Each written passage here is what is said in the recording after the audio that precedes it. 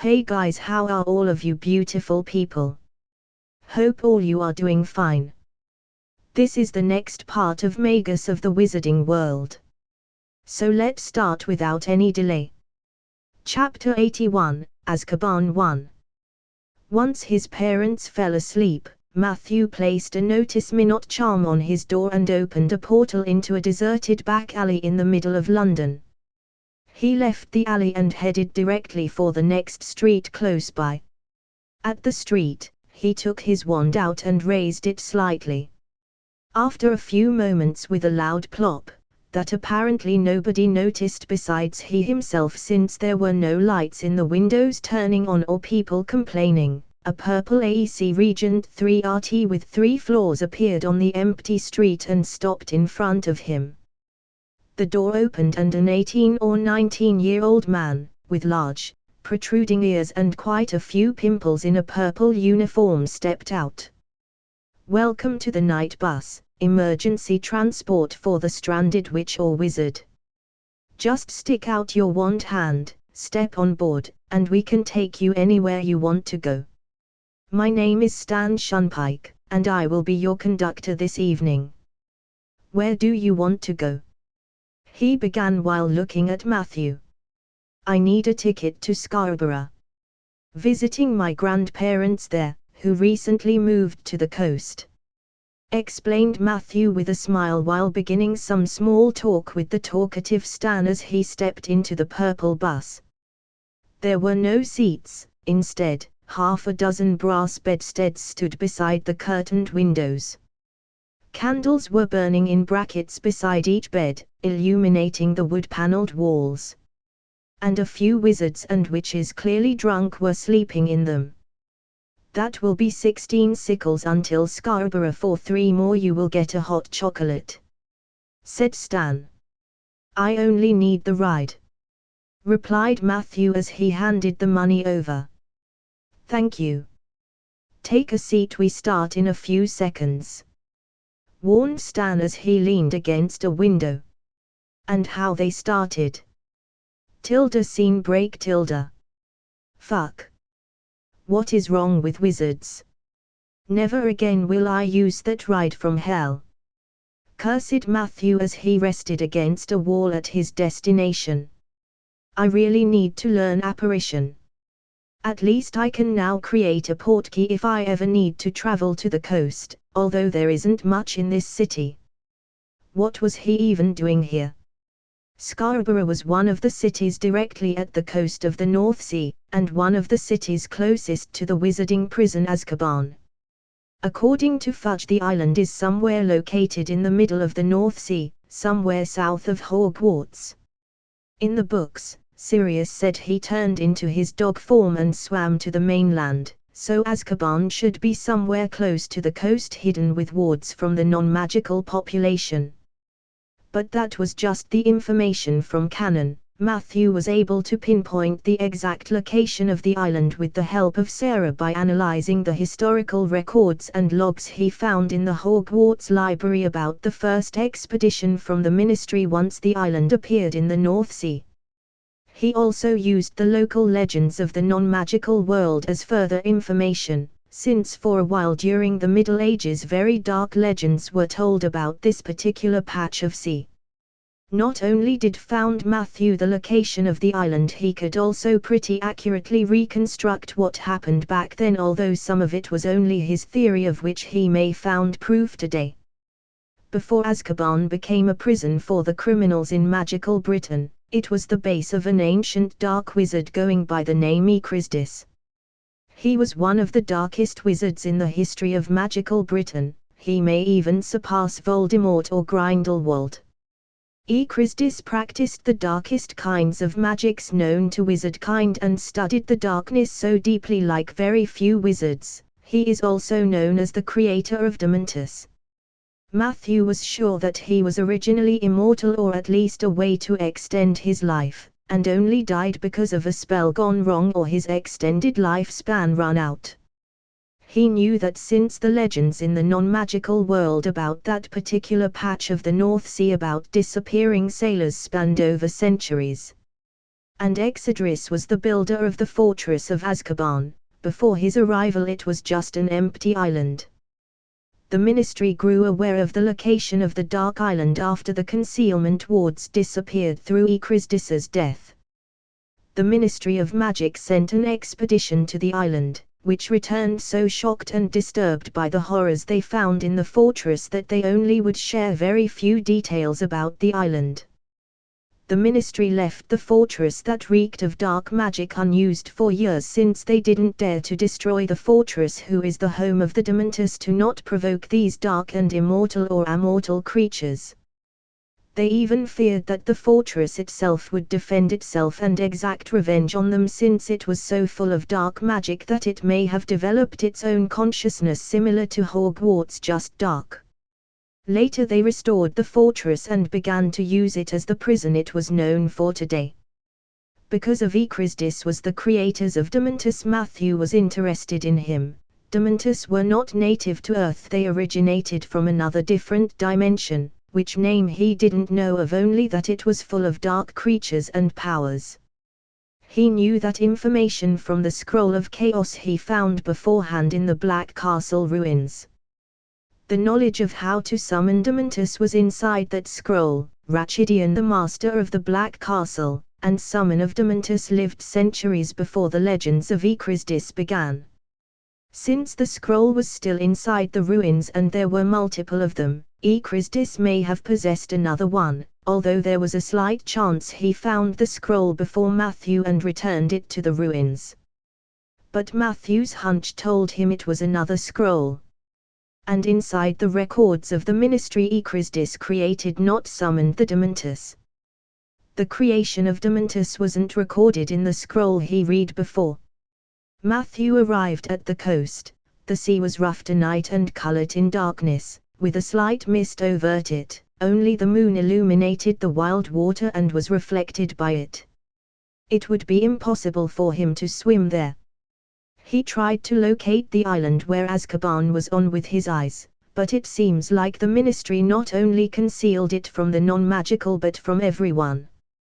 Concealment charms are annoying, but if you know the location they are easy to see through if you know how.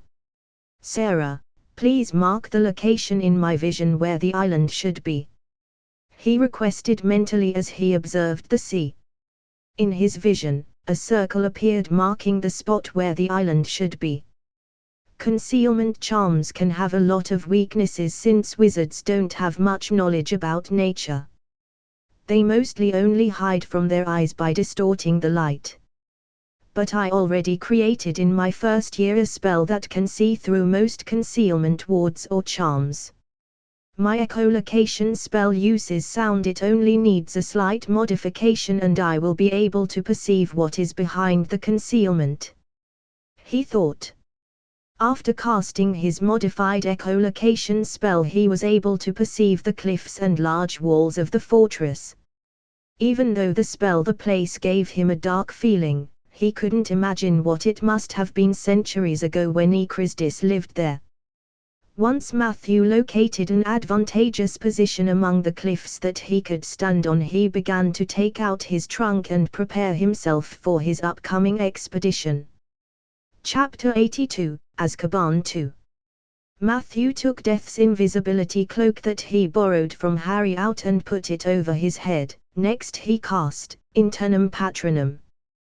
This charm was a modification of the Patronus charm. Its purpose wasn't to chase Dementus away but to counteract their harmful fear aura and also the presence of dark magic inside the fortress, and would ease the pressure on Matthew's occlumency shields. A spell perfect for stealth operations like these where Dementus were present. The cloak was enchanted with the help of the laws of the universe itself by some very powerful being that maybe was Death herself. It was able to hide his presence from any wards or creatures.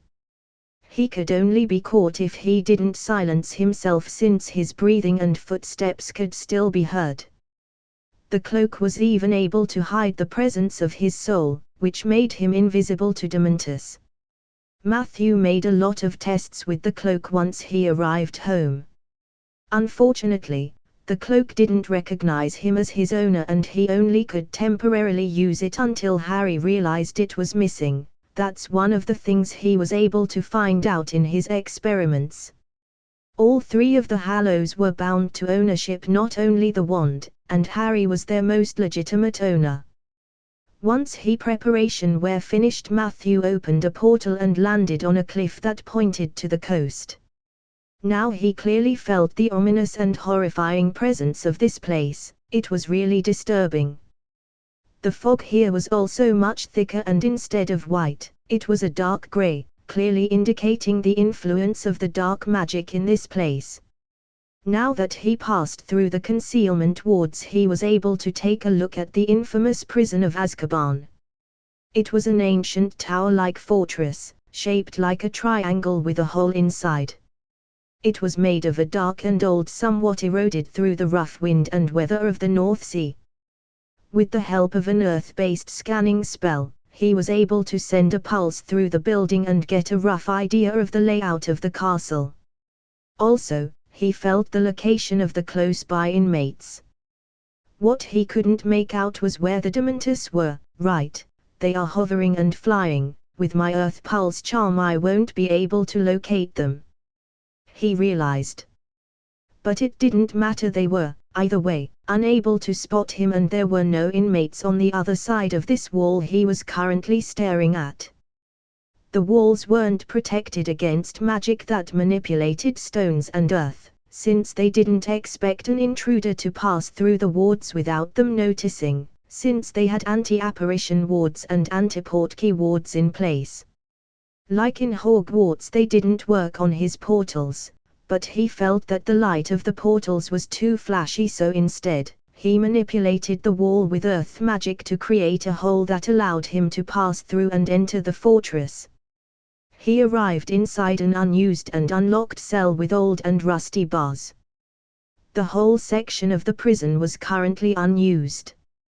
The dark presence of the building felt even more intense on the inside. Combined with the aura of Dementors, it would turn every prisoner insane given enough time.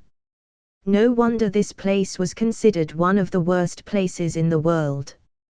Matthew began to explore the prison and spent the next few hours looking for any clues about the dark wizard Ekrisdis.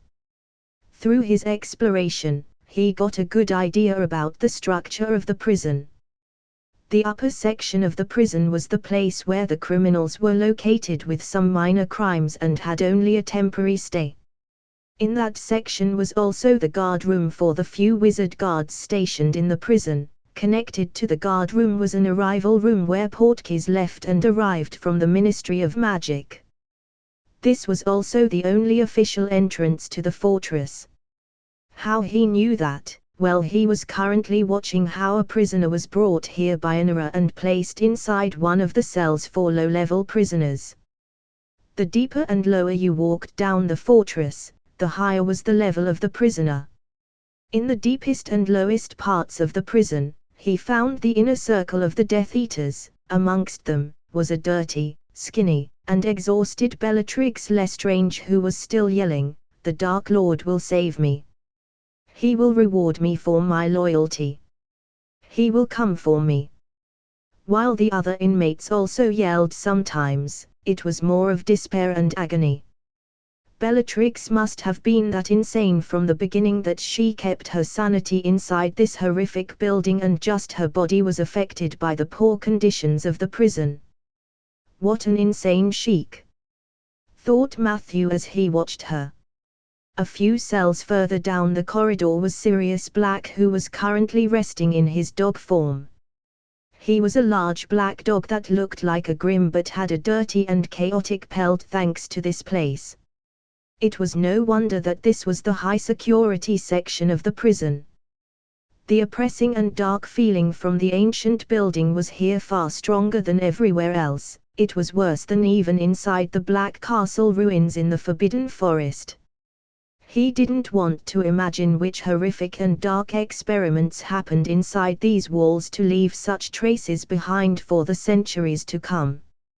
Dementors were patrolling the corridors. No human guards were present, they only patrolled the upper floors and came only down here if they needed to bring the prisoners food or if someone came to inspect them. The high security section was somewhat under the ground behind the cliffs. There were no windows here. Before someone could break out, if he could muster enough strength, he would need to climb a few floors upwards while dodging the Dementors. This was only possible if you were invisible or an animagus like Sirius, which they didn't pay attention to since they don't have eyes. Azkaban also possesses a graveyard to accommodate those who have died in the prison. Most of the prisoners inside its walls died of despair, having lost the will to live. And added to the dark aura of horror and despair of the ancient fortress. The graveyard was established in the 1730s, but the high security part of the dungeon was, according to the records he read, always down here. Something down here must have been causing the darkness and miasma of pain and agony. Not just the Dementors. And Matthew had the feeling that his goal must be somewhere down here, since the scrolls were some of the darkest artifacts known to mankind. But no matter how much he looked around the lowest floors, he didn't find anything. The Ministry must have removed every one of the dark books and artifacts they could find, maybe even destroyed them. It was probably even the first expedition. They probably found the remains of the experimental subjects Echrisdis left behind and their records of what he did exactly, and destroyed them. But the darkness and pain in this building remained strong, so somewhere here needs to be a hidden chamber or something. He didn't believe that a powerful wizard like Echrisdis would leave his most valuable things openly. If the Ministry found one of the scrolls, then he would have at least found a mention of it somewhere. Even Horcruxes were mentioned in one of the books of the Forbidden section before Dumbledore removed it. Then a dark magic scroll should be mentioned in some historical records. Somewhere there should be an entrance. Chapter 83, Fear 1. There was only one direction he could look further. He needed to go deeper. Since the darkness got more suppressive and terrifying the further down he was, meant that the source of it was below the prison. There may be a hidden entrance somewhere, but after a few hours of search, he was unable to find it. Matthew had another method to search down there. He placed his hand on the floor and sent a pulse out with the help of his earth magic. He searched on the whole underground floor for an entrance, tunnel, or staircase hidden somewhere, but was unable to locate anything. There has to be something, he thought, annoyed, and continued his search. I can't give up now. Any ideas, Sarah? Possibly the way further down caved in or got destroyed. The host should try using the Earth Pulse spell in different locations. Since that was his only option, he continued with his search. He used the spell in every room and corridor he entered, but was unable to find anything. The last remaining area was the graveyard. He kneeled down in the center of the graveyard, surrounded by gravestones without names, and sent a pulse out. And they are barely at the furthest range of his Earth Pulse spell. He found a hollow area where a room or a cave could be. Well, no choice, I have to dig down. Good that there are no Dementors in the graveyard. There are no living inmates to feed on after all. Though Matthew, as he began to dig his way down with his magic, he closed the tunnel behind him and only kept a small hole open for fresh oxygen. Cold. After he dug over 100 meters down, he finally arrived inside a dark cave and used the feather fall charm to reach the floor. The cave was in absolute darkness. There was no light source. With the help of his echolocation, he was able to feel the area around him. He was in a small room with a stone platform below his feet, the only way out leading further down. He took the Hand of Glory from his trunk and channeled his magic into it so he could see inside the dark cave. Once light illuminated the cave for him, he was able to see inside the small room. He was in a small chamber with walls made of pitch-black stones. All over the walls were runes carved into them, but he couldn't exactly tell what their purpose was since he only recognized some of them. On the floor was another runic formation carved in Elder Futhark and Chaos runes. I am right here. Sarah, can you analyze the runic formation on the floor and record all the runes on the wall? I don't recognize all of them. Beep. Runes successfully recorded. The runic formation seems to be a short-range teleportation formation. It targets a receiver above ground. Usage is not recommended since the host didn't find the receiver above ground. It must have been destroyed. It would only disassemble the host's body into magic without reassembling it at the target. Added new data to the database. This must have been how Echrisdis entered this place. Well, at least I gained some small things already. But what is with this place? The intense and frightening pressure even affects me. I feel fear through my occlumency and patronus. Is this really the effect of the scroll? He wondered. For a moment he considered leaving this place. But he came too far to leave now and began to head further downstairs. The further down he walked, the colder and oppressive the atmosphere became. His occlumency worked on full power, suppressing his instincts, which told him to run. On the floor were human bones scattered all over the place. Hundreds if not thousands of people died here.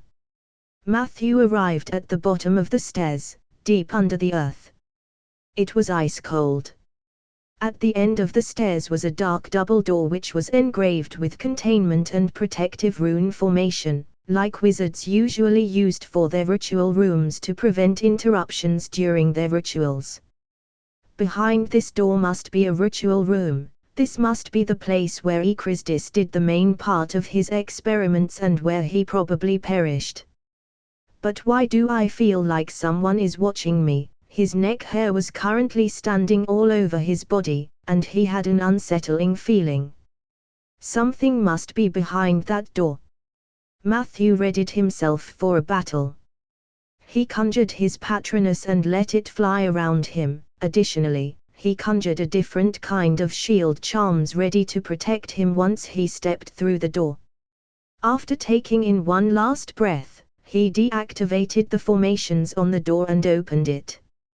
He stepped into a large circular room with a closed door on the other side leading outside. On the floor were the remains of a ritual, which was the most complex ritual Matthew ever saw. Although he had only a rudimentary understanding, it was far bigger than anything he ever imagined. There were many runes he just didn't understand.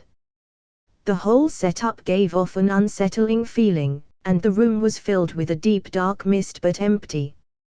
But Matthew didn't let his guard drop. Something was very wrong here. "Welcome, mortal fool." An unsettling and dark voice resounded through the whole room. "I really need to thank you for freeing my avatar from this boring place. It was imprisoned for centuries. My previous servant Echrisdis created this prison in case something should go wrong." What an annoying mortal. Who are you? No, what are you? Why are you calling me mortal? Matthew asked while trying to locate the ominous being. "Oh, you foolish boy.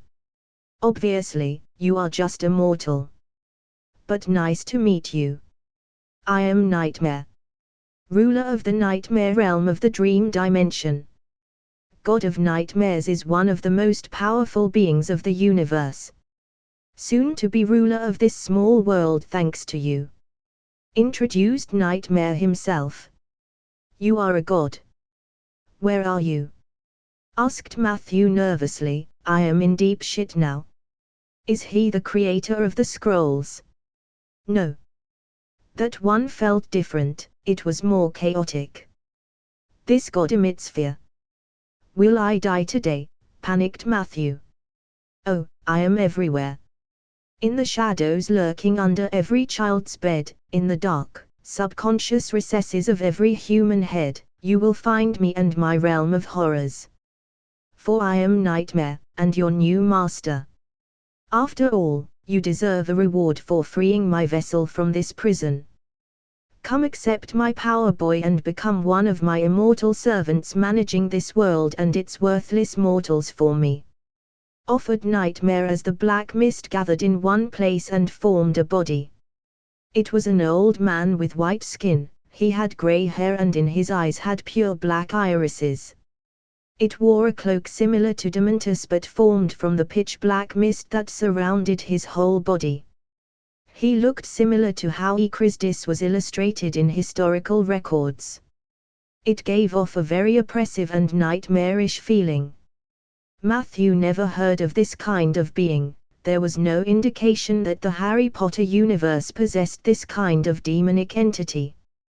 Well, I may have doomed the whole world now, he thought as he tried to think of a way out. Chapter 84, Fear 2.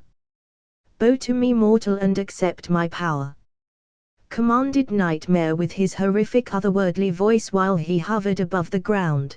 The black mist pulsated around him. Sorry, before that I have some questions. What will happen to me once I accept your power? How are my working hours?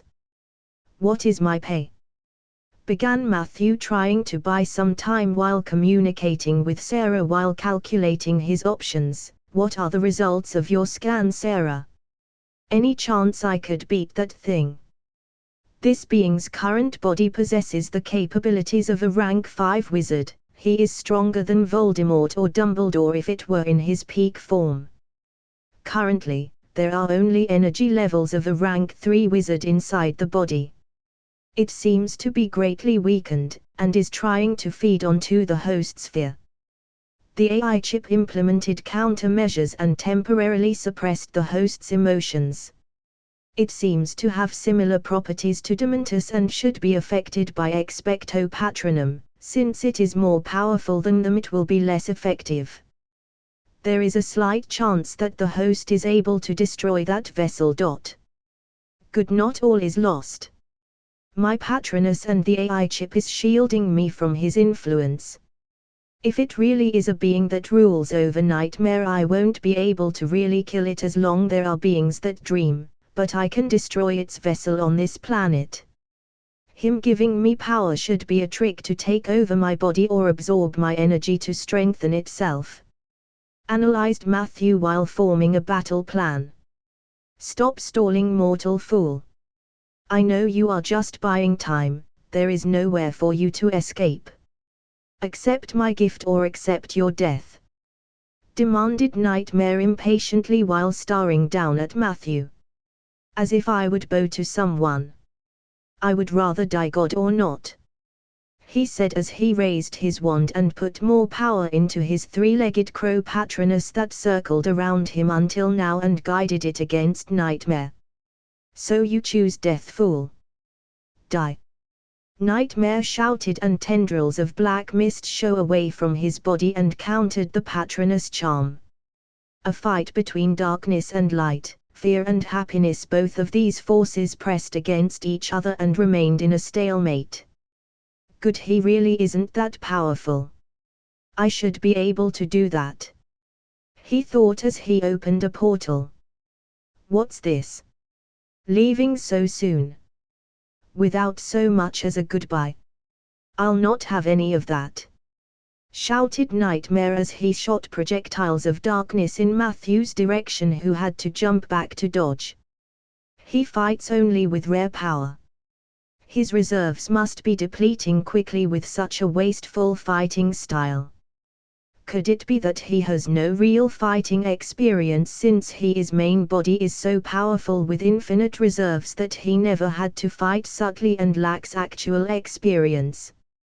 That's his weakness and my chance. I just have to tire him out, concluded Matthew and began to shout, Is that all? I thought you are God. How dare you, worthless mortal! Shouted an enraged Nightmare and shot more waves of darkness against Matthew. I rip out your soul and drag it into my realm to punish you for eternity. Good that I am working out regularly. or else I would have been in real trouble. He thought as he dodged the attacks while he further distracted and tires Nightmare out with his patronus. I will never submit to you.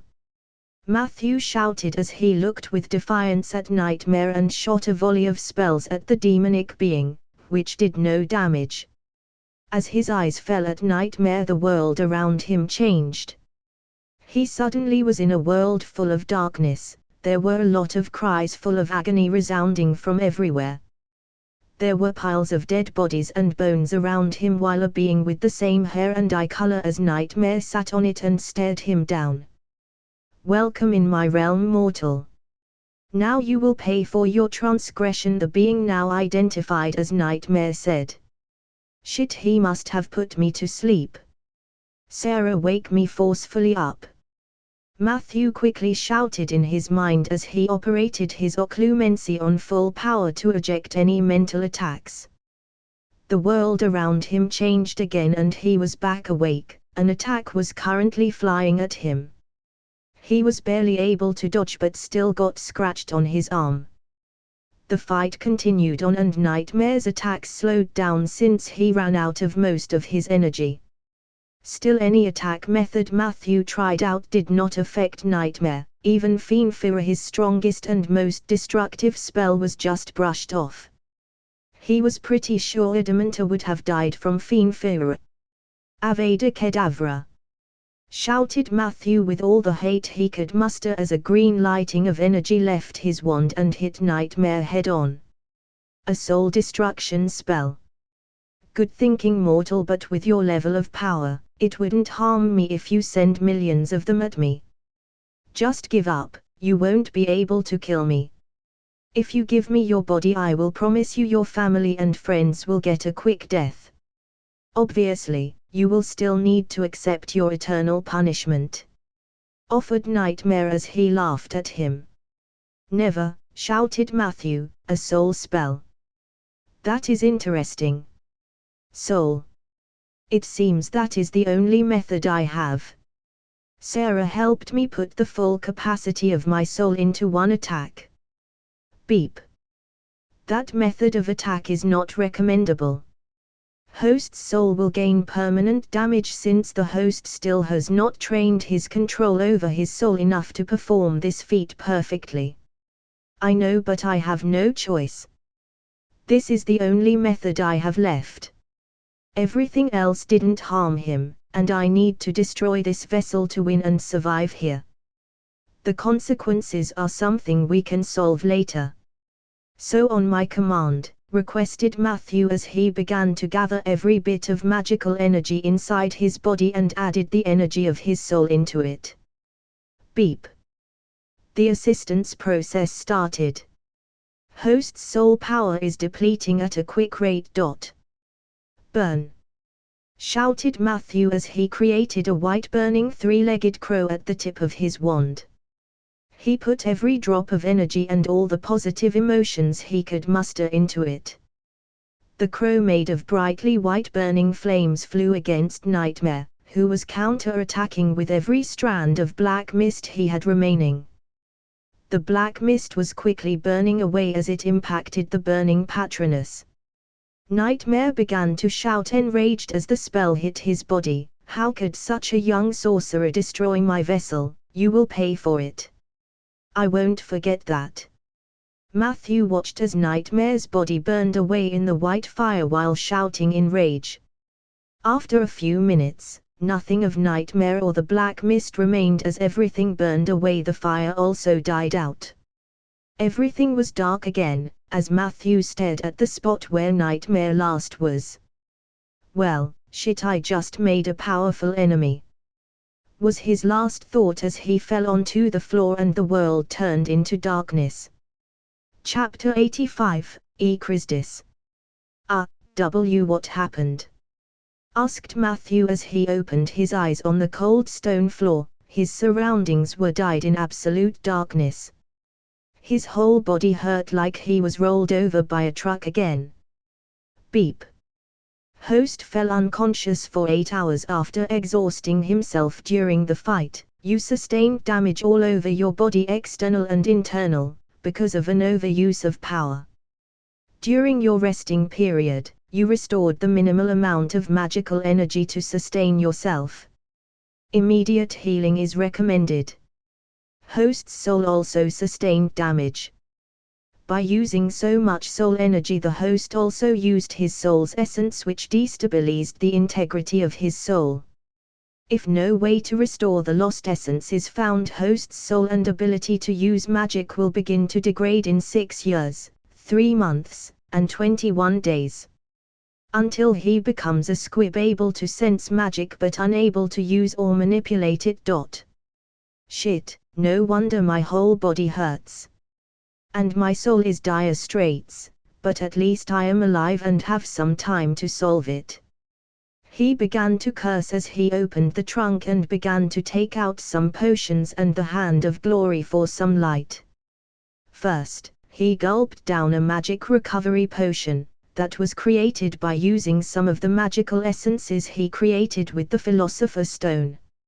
Next, a general health potion that assists the body's natural recovery process without affecting cell lifespan, since human cells are normally only able to split a certain amount of times, which is solved with magic. Next, he applied murtlap essence over his cuts and wounds and covered them in bandages before he sat down to rest a bit. Sarah, scan my body for any wounds or broken bones I missed, he requested mentally. No broken bones found.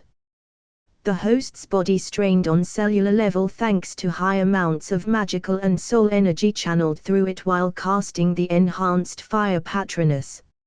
I recommend limiting the magic usage for the next few days. Generally, the host shouldn't cast large spells until he finds a solution to his soul damage, since it will only fasten the degeneration process. So I am mostly limited to rune-based magic that uses the surrounding as a power source for now, or magic artifacts. Well, fuck, I really need to be more careful. The world is much bigger than I thought. A being that controls nightmares and generates power from fear, that is just op. Voldemort is a joke compared to that. Laughed Matthew as he realized what he just survived. I was really lucky that I survived. There seem to be restrictions to that kind of beings, or Earth would be long since have screwed. Maybe they are similar to Mephisto from Marvel, almighty and powerful in their own realm but very weakened on the outside. He concluded. Well, let's hope this wasn't a waste of time and I gain at least another scroll of sin. He muttered as his eyes fell on the door on the other side. He headed for the door, but before he opened it he used every scanning spell to make sure there was nothing on the other side waiting for him. After making sure there was nothing living, immortal or immortal waiting for him, he opened the door and stepped through. Through the light of the hand of glory, he made out he was in some kind of laboratory. There were multiple shelves with books on them. They looked old and withered but still readable. The preservation charms must have failed. He will have to read them very carefully. On the other side was a shelf with a lot of rotten ingredients, since their preservation charms must also have failed. In another corner of the room was a pile of different metals, be it gold, iron, silver, or something else. But they were of no interest to Matthew, since he currently had more than that on the stock in his trunk, and once he had his new one he would produce even more with the Philosopher's Stone, since he still had a bit of time.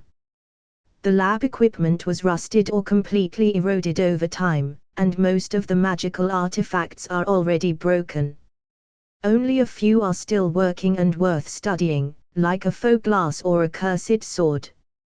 But what piqued Matthew's interest was the scroll that lay on the working desk. It looked as good as new and gave off an ominous feeling. He was very familiar with that scroll since he already possessed one of them in the past, which now was hidden away in the ruins of the Black Castle again. He approached the scroll very carefully and placed it in another containment box like the Horcrux before storing it inside his trunk. As if I would dare to read it again. Even when I let the AI chip use my body to read it before, it was able to try to control me and almost succeeded. If the creator were actively focusing on me and the scroll, I wouldn't be myself anymore. Now this time I will be careful and use more precautions before I read it. The knowledge may be valuable, but my life is even more worth and I only have one. He thought before nodding, at least it wasn't for nothing. Once I concluded my business with the Philosopher's Stone and my soul, I will be able to focus on my next project, which will allow me to read the scroll. Next, Matthew began to carefully scan every book on the shelf. Some of the knowledge was already lost to time and a reparo charm was unable to restore the lost knowledge, but it was still a worthwhile haul. He found a lot of esoteric dark magic, research on souls, life, and death, and many experiments into these topics. But most importantly, he found Ikrisdis' personal logs and realized what he wanted to accomplish. Immortality is the goal of any proper dark wizard before conquering the world. He already found a way to enhance his life by centuries. He was actually over 1,000 years old and died a few centuries after the founding of Hogwarts. The scroll allowed him to attain such a long life. But the method he found only preserved his life by borrowing foreign energies from another dimension, to be precise from nightmare, and his soul still aged and was slowly dying. Ikrisdis realized that and was looking for a method of true immortality. He actually found by himself a method to create Dementus. They were a byproduct of his research. Dementus were the tortured sailors Ikrisdis captured around his island. He tortured them into madness and injected energies from the nightmare dimension into them. Their souls were consumed during that process and they became soul and happiness-sucking creatures that collect energy and souls for their master. Ikrisdis wasn't their true master but nightmare, which Ikrisdis didn't know. His research allowed him to devise a ritual that should make him an immortal king of Dementus, at least that was his plan. He believed he would gain control over the fear energy, but in reality, he just turned into a vessel for nightmare. Although he managed to turn his body into something like a Dementor and immortal as long he could get energy. Luckily for Matthew or mankind, Ikrisdis had enough sense to create a prison that only he could open if it was locked. He must have activated it moments before his death, but that was only what Matthew concluded after reading the last entry of the log where Ikrisdis noted down his precautions. In the end, he became a vessel for nightmare which got destroyed by Matthew. Chapter 86, A Change of Plans. This whole episode taught Matthew that the world wasn't as simple as he thought and was much bigger and more dangerous than on the first look. The wizarding world was just a small drop. There were beings and even whole dimensions or universes outside of Earth threatening mankind, and with it him. He was already that far that he wouldn't rule out the existence of the whole alien civilization. After all, the universe was gigantic. They just didn't find anyone yet. His personal power was far too small to feel comfortable. Voldemort or Dumbledore were powerful on the scale of the wizarding world, but on the much bigger scales of the universe, they were small roadblocks to overcome and surpass. Matthew's current schedule was enough to handle Voldemort if the time comes, but it was still too slow. After all, he had no idea how to vastly surpass him and reach a level where he could survive beings like Nightmare or the creator of the scrolls. He needed to accelerate his training. Didn't plan to do that so soon, but this will help me to become stronger faster, thought Matthew as he wrote a rune formation onto the wall. He was currently limited to runes until his body healed enough. Luckily it was possible to use most of his spells with runes, it was just slower. Once he finished, a portal formed and he came out in an unused area of the prison and hid below the invisibility cloak. He picked up a stone from the ground and carved a small rune into it. Once he was finished, he sneaked downstairs again and approached the prison cell of Sirius Black, who was currently sleeping in his animagus form. He finished the rune formation on the stone he prepared beforehand and activated it with that. It was a formation that combined the spells Silencio and Muffliato, keeping all sounds from leaving the close proximity of the stone. This area was now safe and any discussions couldn't be overheard. "Good day, Mr. Black. So you are an animagus. This is a juicy piece of information, wouldn't you say?" greeted Matthew with a happy tone. The small dog quickly stood up and looked around, unable to spot where the voice came from. "Oh right, you don't see me. I am here," said Matthew as he dropped the cloak and appeared on the other side of the bars. The black dog turned into a tall man with long, dirty and unkempt black hair and grey eyes. He looked really pale and haggard. Azkaban did no service to his body. He wore rags, which were probably the clothes he wore prior to his imprisonment. Almost 12 years of prison destroyed them completely. He was dirty, and his teeth were yellow. But his eyes still had an intelligent look to them. Unlike the other prisoners, he kept his sanity. "Where did you get that cloak? What did you do to Harry?" he asked angrily, suddenly full of energy as he tried to grab Matthew through the bars. Sirius clearly recognized that cloak. He and the other marauders often used it during their school days. "To Harry? Nothing. I just borrowed the cloak without letting him know. I will return it later, but it was the only way to sneak here in since this cloak doesn't make only invisible. It blocks any form of detection including wards. But your questions are really good. They just proved me that I didn't sneak into Azkaban for nothing," half-lied Matthew as he explained. "What do you mean?" asked Sirius, clearly not able to completely follow. "You are innocent, aren't you?" asked Matthew, guiding the conversation in the direction he wanted. "I became very early friends with Harry. I was actually met him a few weeks before he learned of the wizarding world and saw how he was treated." Treated? Wait, what do you mean learned of the wizarding world? asked Sirius, worried as he realized where this was going. "Well, Harry grew up with Muggles, his last living blood relatives to be precise, his mother's sister," replied Matthew. "Petunia and that fat fuck," growled Sirius. "He grew up with them. Where is Remus? Did nobody check what kind of people they are? Remus Lupin. I don't know his whereabouts. To my understanding, there seems to be some kind of protection related to blood on Harry. That's at least my guess and most likely the reason why Dumbledore put him there. But he could also be safe in other places. Please let me finish my explanation first before you interrupt me," continued Matthew as he saw Sirius wanted to ask something else. "I met Harry and saw how he was treated. So I began to research where else he could live. And all I found was you. The supposed traitor of his parents. My gut told me something was wrong here. You grew up with James Potter like a brother. Nobody is born evil, you couldn't have faked that. Then I read a report about your imprisonment and had only one question.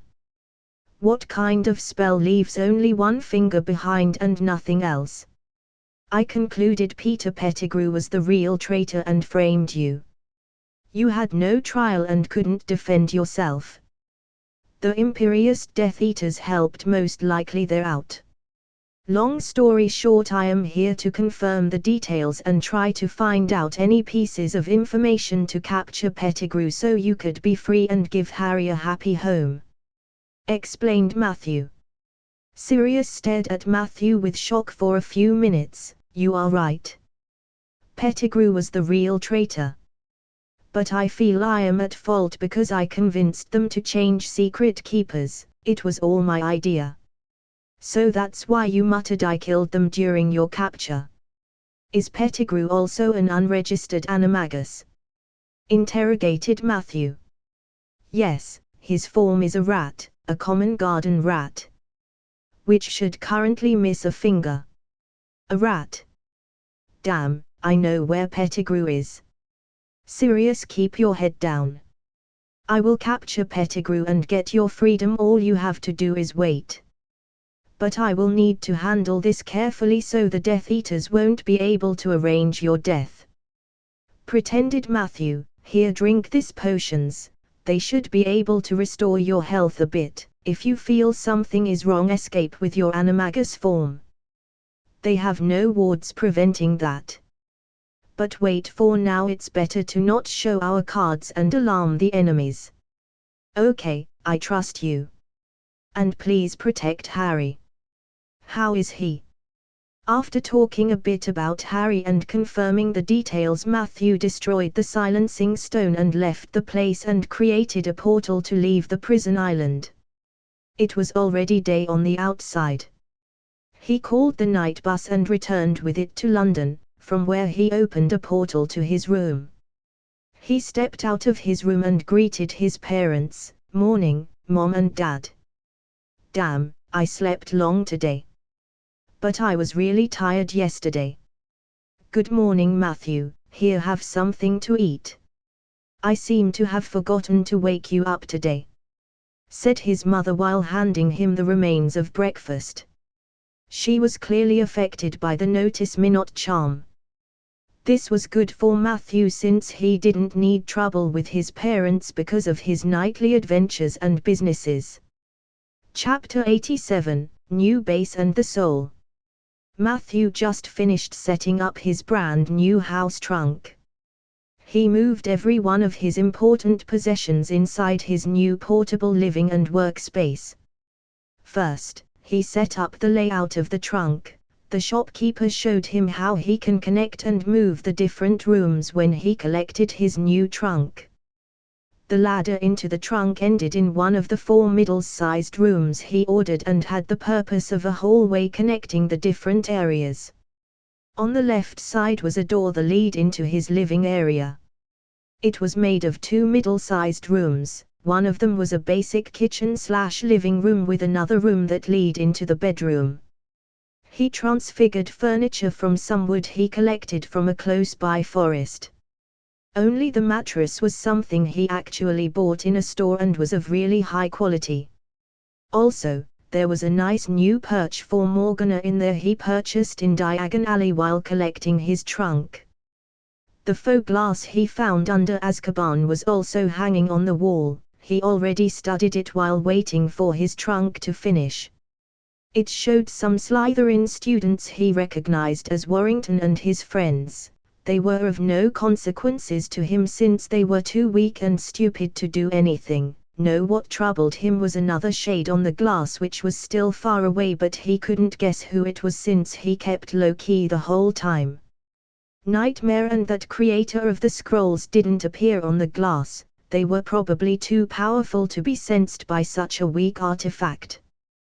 Currently, there was not much else of his personal stuff there since he didn't want to clear out his bedroom. Only some clothes were there. After all, he wanted to keep it a secret that his trunk was a house trunk, and the thoughts of his parents weren't protected. On the right side of the hallway was another door that led into his working area. It connected to one of the large rooms that now served as a laboratory/study with a library area where he would keep his rare books or written works. The room had 3 doors, one leading into another large room which was his new storage room.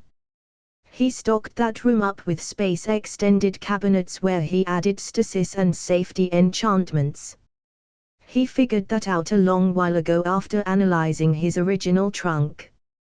Although it was forbidden to put an expanded space into another because they would cause an unstable space reaction and collapse, there wasn't an expanded space but a pocket space. According to his analysis, it was the smaller version of a pocket dimension that was easily movable, While a pocket dimension was far larger, it would require a massive amount of energy to move or even create. According to legends, only powerful wizards like Merlin or Morgana Le Fay managed to create pocket dimension, and the knowledge was lost to wizard kind. He moved almost his complete stock of ingredients, metals, materials, potions, and unimportant books he didn't want to throw away into the new storage, and it wasn't even 10% filled. The Horcrux and the scroll were also stored in a safely locked cabinet inside their respective containment boxes. He decided he would spend the rest of the time before he returned the stone creating as many materials with the Philosopher's Stone as possible. Only some basic potions were left in the trunk, like for healing and so on. Another door led into one of the small rooms. He was now using it as a ritual room with a lot of containment and protections, enchantments and runes on it. Now he wouldn't need to use the room of requirements or a secret corridor anymore for any of his rituals or magical maturities. The last door led into the last middle-sized room, which still had no purpose. Last but not least was a door in the middle of the hallway that led into the last small room. It was one of the most important rooms, the bathroom. It was stocked with a simple toilet he enchanted with a vanishing charm, vanishing all the waste, and a rudimentary shower and sink using water summoning formations. Scene break. So that how it is, murmured Matthew. He was currently coping up in his new laboratory, reviewing the data he had on souls and searching for ways to heal it. On a side note, he found out after analyzing the data on the 3 unforgivables that they were soul magic. That's the reason why they were the unforgivables and not something like a blood-boiling charm. They either controlled, tortured, or destroyed the soul of the target. As for ways to heal his currently damaged soul, well, he had one, but he was unsure if he should use it. His research showed that the soul was made of 2 parts. Soul energy is a powerful form of energy that a soul generated naturally, similar to magical energy, but every living being had it and it was much harder to use. And the second part was soul essence. It was a higher form of soul energy containing the consciousness of a person and basically made up the body or core of the soul and was protected by soul energy. That was what was currently damaged inside Matthew. While casting the fire patronus and destroying Nightmare's body, he used a part of his soul essence instead of the energy because of his lacking control, since he didn't master his 3rd occlumency level yet. Currently, the way for him to heal it was to add new soul essence to his soul. The problem was he couldn't produce it himself. He tried, but he was unable to find a way, so the only way was his second method: devouring the Horcrux. He devised with Sarah's help a ritual that allows him to basically absorb the Horcrux from its container and add the soul essence to his soul. Additionally, he would gain all the memories inside the Horcrux, which could be interpreted as good or bad. Voldemort had a lot of knowledge and experience, but did also some really disgusting and horrendous things, which made Matthew unsure if he should proceed with it. "Are you sure, Sarah, that there is no way to use the life energy inside the Philosopher's Stone to heal my soul?" he asked his AI chip. "Negative. Life essence and soul essence are 2 fundamentally different forms of energy, although they are both required for human life. Life essence represents the physical aspect of life necessary for the body to survive, while soul essence is necessary for the spiritual aspect. For example, Exodus found a way to replenish the life essence inside his body which made it immortal, but he didn't manage the same with his soul, which led to its degeneration slowly. Although a soul with enough control can survive without a body, at least temporarily, the amount of time depends on how powerful the soul is. With enough power, host could become a being of pure energy, at least theoretically. All the collected data supports that. I see.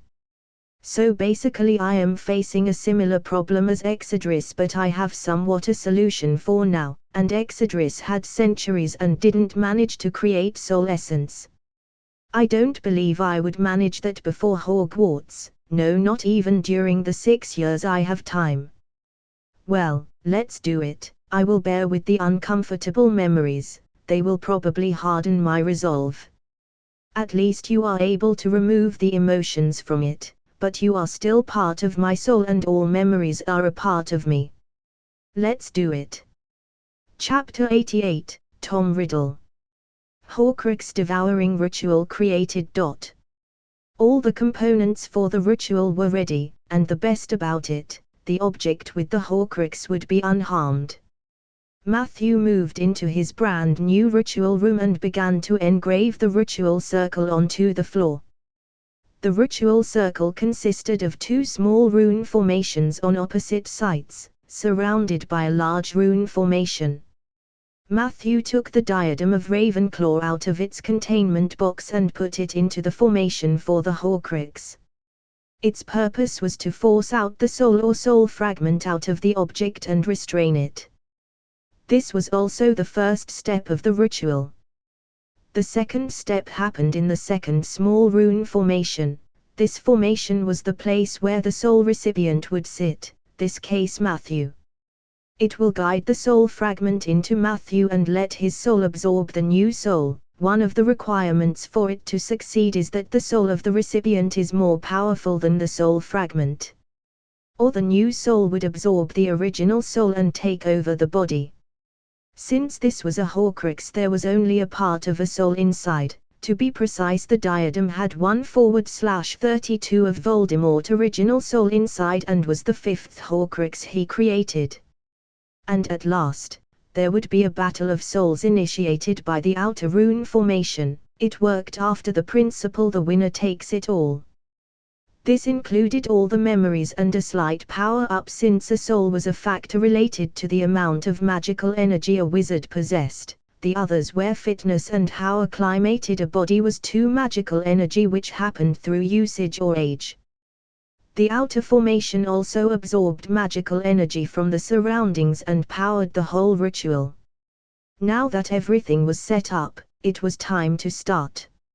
Normally a rune formation needed a bit of magical energy to start at the first time, even if it was powered through the energy of the environment, like an ignition inside a car. But Matthew worked another method into the ritual since he wanted to remain in the best currently possible condition. The past events taught him to be careful since he never knew what could happen, and Voldemort was the one wizard with the most experience in soul magic who entered realms never did before. He possessed abilities that included possession, which was a branch of soul magic, and vastly more experienced than Matthew. Matthew pulled a vial with magical essence out of his pocket and poured it onto a specific part of the ritual circle, which absorbed the essence and began to work. This method was normally too wasteful, but he still had the Philosopher's Stone, and considering the risk of the whole process, it was worth it. The rune formation with the Horcrux inside began to glow in bright green light and engulfed the diadem of Ravenclaw. This lasted for a few seconds before a black and grey ominous mist began to leave the Horcrux, followed by a bit of blue mist. Right there was also the soul seed of Ravenclaw inside the diadem. Realized Matthew, and now it won't work anymore. Too bad. He thought as he watched as the 2 different veils of mist gathered together. The blue mist formed a small blue glowing ball, while the black and grey mist formed into a deformed, creepy-looking ball with a snake-like face that looked like an abomination. Good, that the last step will purge the taint of the losing souls, thought Matthew while preparing himself for the next step. Now the rune formation he was standing inside began to glow in white light, and both balls of souls began to get attracted by the formation. He also began to glow white, and the 2 souls entered him.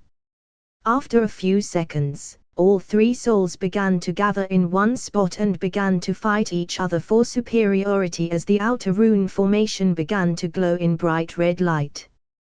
This battle would happen in the mindscape, inside Matthew's universe. He appeared floating in the center of his mental universe. There appeared a blue shade, but it instantly flew away in another direction. It happened so fast that Matthew couldn't even follow. He didn't even have the time to. Another person appeared. It was a handsome young man with jet black hair and dark eyes and pale skin. He recognized very few similarities with the Voldemort of the movies after his rebirth. Mostly his eyes were similar. There were now ugly deformations from the years of incest the Gaunts practiced. This was most likely how his father Tom Riddle Sr. must have looked, who was said to be quite handsome himself. So you are the one who tries to use my soul. How about you join me? I will grant you unimaginable power and make you my rig. Began the man. Blah, blah, unimaginable power, riches, immorality, and so on. That's everything I can get myself. You are powerful in the wizarding world, but on the large scale just a small fry. Accept your fate as my stepping stone and surrender. Give me everything you have. Interrupted Matthew, bored by another villain's speech. Nightmare was far more impressive since he showed a level of power Voldemort couldn't have because of his limited foresight. Compared to standing before Nightmare or the creator of the scrolls, Voldemort was a joke. You insolent mudblood, you will for your disrespect to your superior. Once I have your body, I will keep a bit of your consciousness so you watch your parents and friends die. Shouted Voldemort in anger. Yeah, sure, pretty boy. Damn, compared to the future version you look like a girl. Come on Tommy boy, let's do this. Taunted Matthew. Avada Kedavra. A green flash appeared from Voldemort's wand and headed for Matthew, who dodged it with a sidestep. So it seems that he is limited to spells. Although he is a powerful combatant, this is my mind. I am the god here. Thought Matthew. He summoned a meteorite shower and threw it against Voldemort, who was stunned about the turn of events. Not so arrogant anymore. You are a joke. Although you are powerful with a wand, there are beings out there who can do stuff like that in the real world. And both of us are ants compared to them. But unlike you, I will reach heights far surpassing you and reach their level one day. While you are just a power-up for me. Laughed Matthew as he watched how Voldemort desperately tried to stop the meteorites and throw them back. He actually managed to stop one, which was impressive for the power level a wizard usually reached. But the others still hit him and knocked him out. After making sure he was out cold, Matthew approached him and placed his hand on the soul body and began to absorb it. The cracks that appeared in his mental universe when he injured himself began to close and the whole place actually expanded a bit. It was working and his soul essence began to restore. After a few minutes the whole process finished and Matthew stood up again. So where did that soul seed of Rowena Ravenclaw go? Murmured Matthew as he tried to locate it. Chapter 89, Upgrades.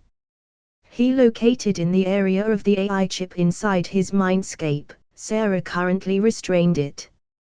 Once Matthew arrived at a mechanic-looking planet floating in the darkness of his mental universe, Sarah directly communicated with him. Artificial spirit detected with similar and compatible functionality to the AI chip. Upgrade of the AI chip possible. Allowed to proceed. So our assumption was correct, and Rowena Ravenclaw basically created an artificial intelligence in form of a soul seed inside the diadem. Well, that knowledge will be useful for our next project. Is there any knowledge inside the spirit? Asked Matthew. Negative. No database functionality is present. It is only a processing unit with logic algorithms enhancing the thinking process of anyone using the diadem. Then there is nothing to gain for me. The soul essence inside the spirit is minuscule, nothing for me to gain here. Absorb it, Sarah. He allowed, and a bright blue flash appeared, and the spirit flew into the planet, which began to glow for a moment and absorbed it. Once Matthew saw that everything was fine, he left his mindscape and awoke in the real world again. The ritual circle was no longer glowing since the process was completed.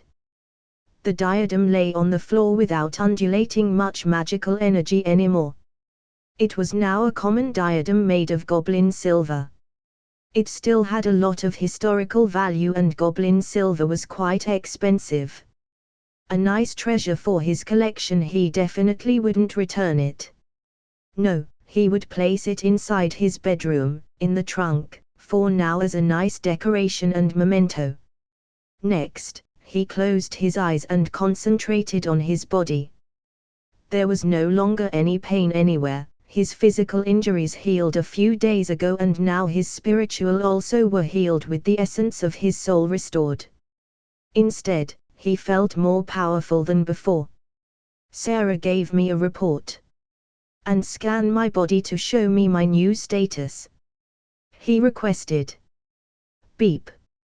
Host's soul essence grew by 5% compared to before the injury, which resulted in a slight growth of magical energy. The limit before needing to undergo a magical maturity raised a bit from 250 to 280. Compared to other rank 2 wizards, host will now be able to cast more spells and have generally larger reserves. The upgrade of the AI chip is also finished. It has now double the processing power, and most importantly, it can now create a subchip similar to a soul seed which can be implanted into other objects, which will allow the host to cast magic through it and always be connected to it. Current limit 3. This limit is based on the strength of the host's soul.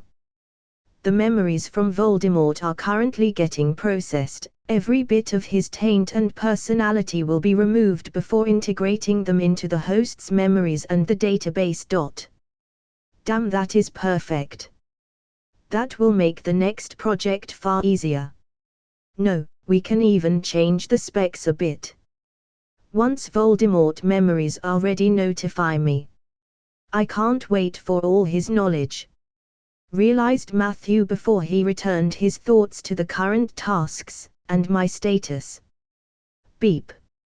Stats calculated. Displaying new status. Matthew Mason, Wizard, Rank 2, Strength, 2.8, Agility, 2.8, Vitality, 3.0, Magical Energy, 205.4, Law of Fire, 4%, Law of Earth, 3%, Law of Wind, 2%, Law of Water 1%, Status, Healthy and Energized. Nice. Although my physical stats are growing really slow, my magical energy reserves are growing nicely. With the help of the potion, I will soon reach the limit and be able to undergo another magical maturity. The laws are really hard to master, but nothing I can do here, just practice and discover. Summarized Matthew. Now that he was able to solve the problem of his damaged soul, he could soon start his next project, which would allow him to study the new Scroll of Sin. But first, he needed to contact the Flamels. Since their time was running out, and he had gained the most important things from the stone already. The immortality was only a partial solution, and he didn't want to rely on a potion to live. He could easily end up like the Flamels if he was unlucky. And infinite wealth was nice, but only could bring him so much on his path to power. He couldn't pay beings like Nightmare with a bit of gold to leave him and Earth alone. Even the knowledge he could purchase was limited, since the rare stuff was hoarded and kept secretly. No, rather he would want access to the library of the immortal alchemist and study a bit under him. There must be books that were lost over the centuries, and knowledge that probably would be family magic somewhere else. No, this opportunity was too good to pass. Matthew began to write a letter. Dear Mr. Flamel, I happen to gain possession of a very rare magical artifact that belongs to you. You hid it last school year in Hogwarts to protect it. Once I realized what kind of artifact was currently inside our school, I couldn't pass the opportunity to study the stone, and I wanted to see if I could do it. I stole the original under Dumbledore's nose and exchanged it with a decoy. Now that I have finished researching it, I would be happy to return it to you. To my understanding, your time is literally running out. Happy to hear from you to discuss a finder's reward. To prove I am telling the truth, I added a little gift to the parcel. Yours sincerely, Matthew Mason. Soon to be 4th year Hogwarts student. P.S. I would also be happy to hear about who really created the Philosopher's Stone. He put the letter into an envelope and packed 2 vials with the elixir of life into a parcel, and began to leave the house trunk with the parcel. Once he arrived in his room, he headed to Morgana, his beautiful black owl. Hey girl, how are you? I need you to make a delivery for me. Are you able to reach the Flamels? He asked her as he patted her head. Morgana replied with a happy cry and nodded her head. Nice, I need you to deliver that parcel and letter to them. Wait for an answer from them. Then come back. He patted her a bit before binding the parcel and letter onto her leg. Then he opened the window in his room and Morgana flew out with a happy cry. So that's that. Now I need to produce as much as possible with the stone before I return it, he murmured as he returned into the laboratory inside his trunk and began to work.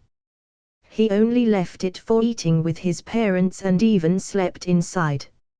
After all, he didn't want to regret not using as much of the stone as possible. All the materials he produced with the Philosopher's Stone barely scratched the life force reserves of it. The Flamels still could produce hundreds of thousand years worth of elixir of life. They won't be able to live that long.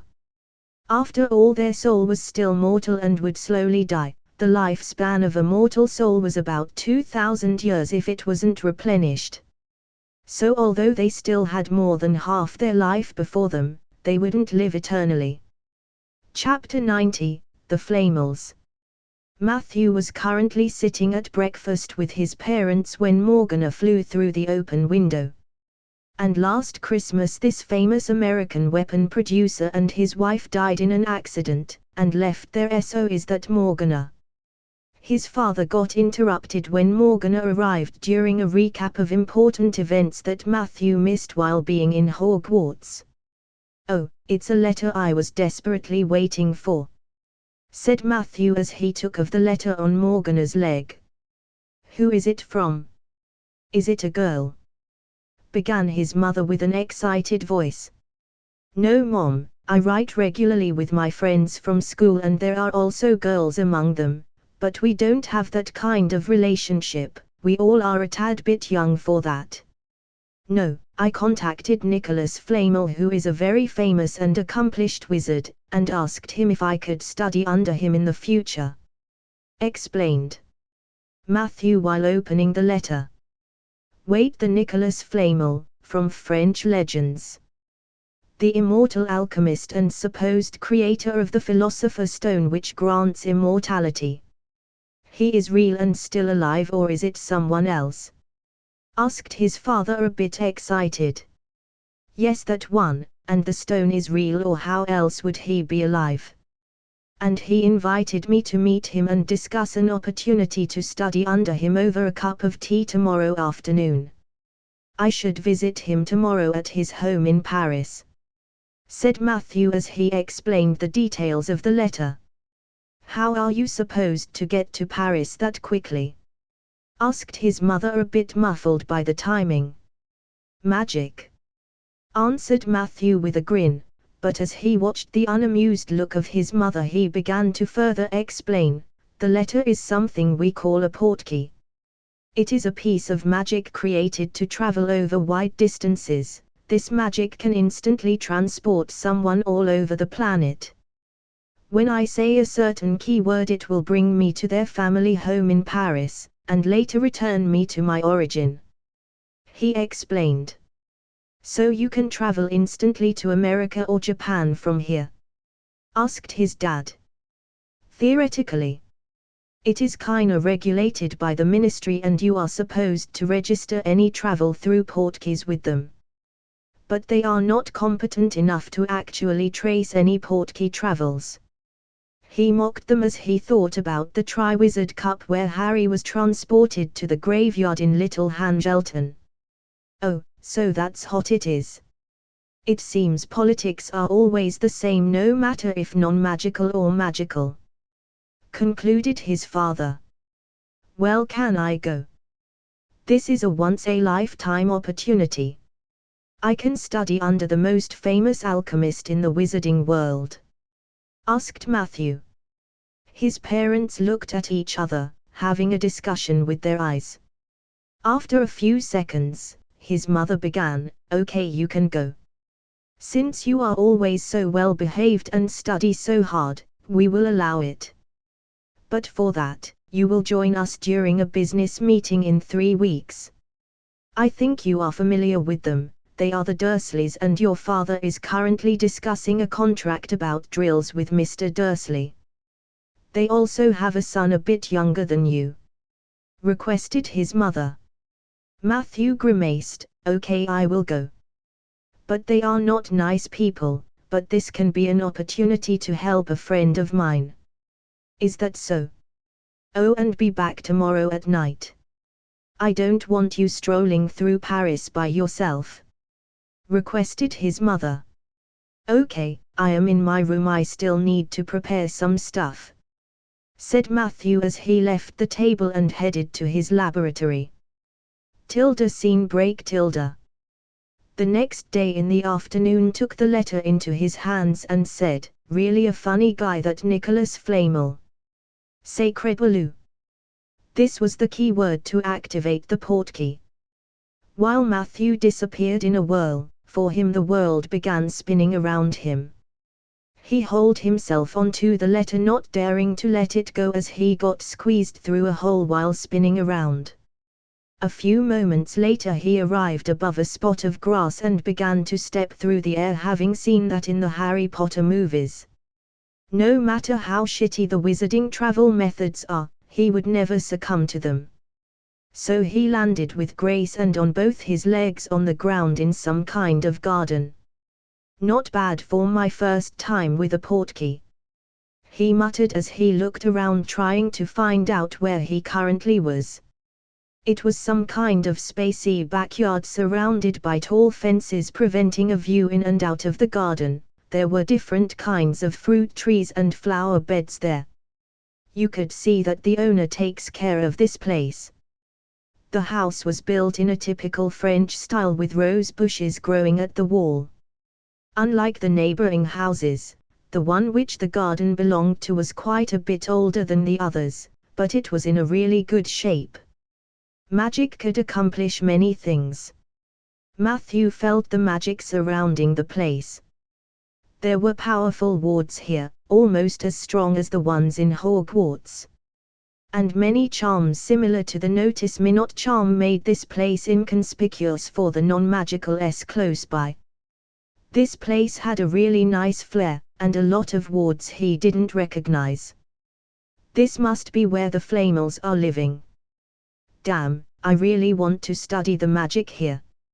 Muttered Matthew as he approached the door leading into the house.